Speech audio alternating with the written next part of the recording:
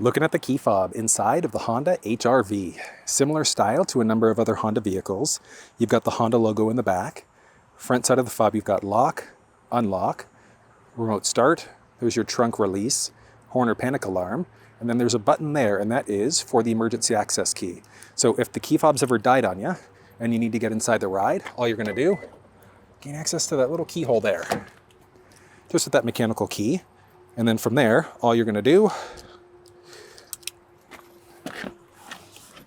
key fob right there in order to be able to start up. There's also a walk-away lock. So if you've forgotten to lock the door, start to walk away, it'll lock for you automatically, which is pretty useful. When the vehicle's locked, the fuel door there is also locked, and then using the fob. So the trunk release is exactly that. So it's just a little release. There's no power option here. Just up from there. And then to remote start the car, all you're gonna do is push the lock button once and then hold that little circle button there. So just lock, push and hold within a few seconds. See there, lit up. And we are now turned on.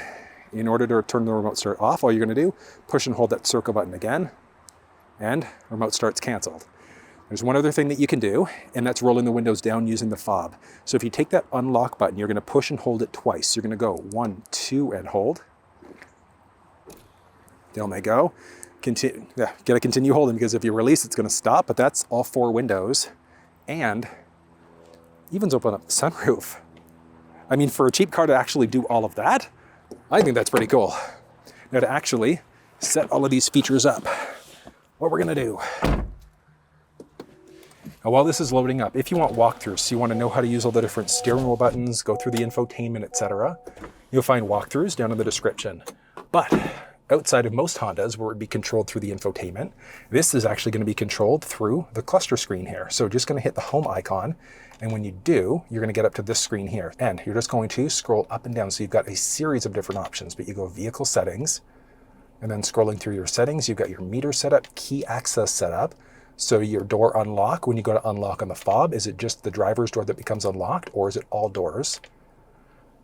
Good from a basic safety perspective. I'm not crazy about the just driver's door. Your access beeps, so do you want to get notifications letting you know that the door is locked, unlocked?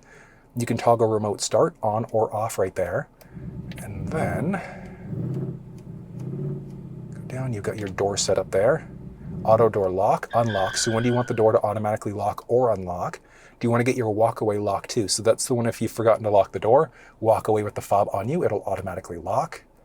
Then you've got your remote power control there too. So that's one where you double push in order to be able to roll the windows down. Now, it strictly is window down, not window back up inside of this ride, but it is feature packed. There are so many different features that are available inside of this screen here. So like I said, full walkthrough on the steering wheel buttons, the cluster, the infotainment. You'll find it down in the description. But that's how you use the key fob inside of the Honda HR-V.